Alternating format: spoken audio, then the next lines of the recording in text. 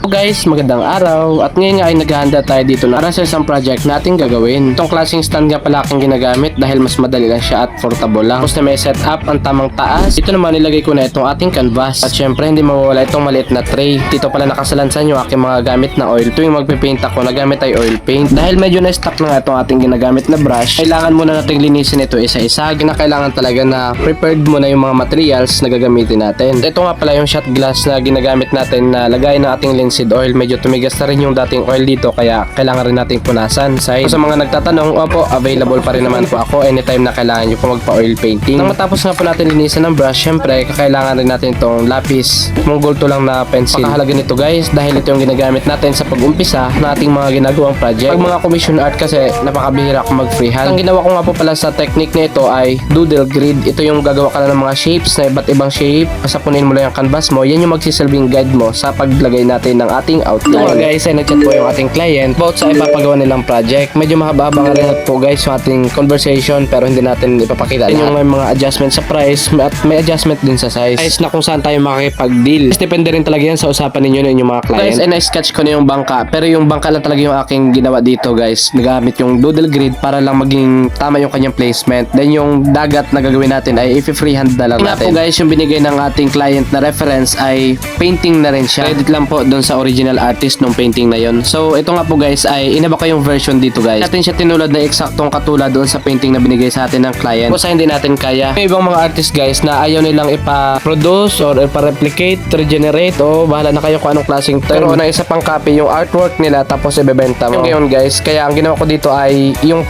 reference na ginamit natin na inspiration sa painting na to. Syempre na hindi nalalayo doon sa gusto talaga ng ating client. Syempre yun yung pinaka-importante doon. Ma-meet natin yung expectation ng client natin. Syempre guys, thankful talaga ako kay Lord na binigyan tayo ng ganitong klaseng talent at skills sa ganitong klaseng bagay, sa maraming bagay na binigay sa atin ni Lord. Kaya to God be all the highest glory po talaga. Wala lang yung kulang at yung punting mga details. And 3, 2, 1 ating magic dito dahil may exit lang yung oras natin. At may kasunod pa tayong ipe-painting o Spider-Man. Katatapos nga po pala guys sa ating painting ay nilalagyan natin to kung kailan natin natapos at syempre pangalan at perma. Yun na nga guys, after natin na lagyan ng sign natin itong ating painting, proceed na nga po tayo dito sa pangalawang canvas at dito nga po ay ginamit na ulit natin yung doodle grid para sa mas precise na, or mas accurate na paglagay natin itong outline based dun sa ating reference. Dito nga guys ay makikita nyo pa yung iba't ibang uri ng shape natin ginamit na guide. Para naman sa ating underlaying painting o yung pinaka base ng painting natin ay gumamit na lang ako dito ng acrylic paint. Dahil nga acrylic lang siya guys, mabilis lang po siyang matuyo at ito na nga po yung naging result ng ating ginawang pinaka base sa ating painting. So, kung yung makikita po, okay na rin naman yung kulay, red, blue, at may white na based dun sa reference natin, pero hindi pa ganun kapulido. Dito nga po sa point na to, dito tayo mag-start para sa paglagay ng mga details para sa ating Spider-Man. Ayun na nga guys, dito ay halos matapos na natin siya. Bali, nagdagdag lang tayo dito ng mga details gamit ng oil paint. Nga guys, kahit oil paint yung ating ginamit, ay pwede tayo mag-base ng acrylic color. Basta palaging unahin pa natin na paglagay ng acrylic paint bago tayo maglapat ng oil paint. Pero kung gusto nyo yung lahat ay oil galing sa base hanggang sa matapos, wala namang problema guys. Kung nyo mapapansin guys, kapag gumagamit tayo ng oil paint ay glossy finish talaga siya. Talaga guys, ang difference nitong acrylic paint at oil paint, maliban sa quality ay ganun din sa drying time. Kasi itong oil paint ay medyo matagal talaga siya compared dun sa acrylic. Alam po nung time na ginagawa ko ito ay maulan pa. Siyempre, hindi mawawala dito yung ating sign, name, and date kung kailan natin natapos yung ating ginawang painting. So nagpagawa po nito, maraming salamat po sa iyong suporta sa ating munting kakayanan.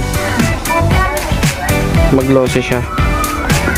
Bali, nagantay nga lang po pala ako guys ng 1 week para maging touch dry niya siya bago natin siya i-deliver sa ating client. Dahil malapit na naman po yung bahay nating client galing dito sa amin dahil isang barangay lang pala kami. Hindi na ako nahirapan at ako na mismo nagdala sa kanila. Bali, ang ginawa ko dito guys ay pinagtakip ko lang itong dalawang canvas paint natin. Nilagyan ko lang to ng masking tape at nilagay sa isang lagayan. No need na ng mga pambalot o nakabubble wrap. Dahil nga po, hindi naman natin siya isi-ship sa malayo. Thank you Lord po talaga sa pagbibigay sa atin ng talent at thank you Lord pa rin dahil sa pagbibigay sa atin ng client. Ito rin po magpa-painting ay available pa rin naman po ako. Iwala po kayo ng message sa aking FB page or sa dito sa mismong account na ito. At ito na nga po guys, matapos natin mapagdikit itong dalawa ay time for delivery na. Kahit nga guys, medyo magkalapit lang kami ng location ni client, ay nahirapan pa rin ako i-locate yung kanilang lugar. Na po ay wala naman siya dito dahil siya ay nasa barko. Pangalawa, yung binigay na contact sa atin ay hindi ko po makakontak. Panghuli, hindi naman po ako masyadong nagagala dito sa amin, kaya hindi ko rin alam yung mga lugar-lugar pa dito ng mga pasikot-sikot. Hindi na lang talaga, may kapatid ako nagala, kaya siya ang sinama ko sa paghanap ng bahay ni client. Excuse po. Kilala niyo po si... Ay, may i-deliver lang po. Ito nga guys ay nasaktuhan namin yung mismong tinanungan namin. Ayun na mismo yung bahay namin pagdideliveran. Bayad na po.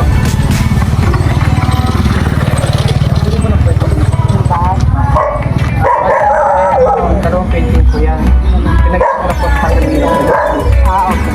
Hindi ko na po siya binalot po ng bubble wrap or plastic dahil po ay oil paint po siya.